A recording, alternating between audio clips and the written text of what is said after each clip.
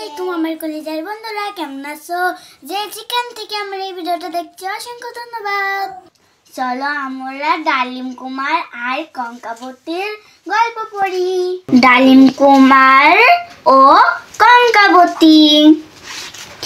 এক রাজপুত্র নাম ডালিম কুমার, তার আছে এক পঙ্খিরাজ ঘোড়া। ঘোড়ায় চড়ে সে দেশ বিদেশে ঘোরে। একবার ঘুরতে ঘুরতে চলে এলো অচিনপুরে। ক্লান্ত রাজপুত্র গাছের ছায়ায় ঘুমিয়ে পড়ল। ওই গাছে থাকতো ব্যঙ্গমা আর ব্যঙ্গমী, তারা কথা বলছিল। ডালিম কুমারের ঘুম ভেঙে গেল। রাক্ষসপুরী অনেক দূরে, ৭ সাগর ১৩ নদীর ওপারে।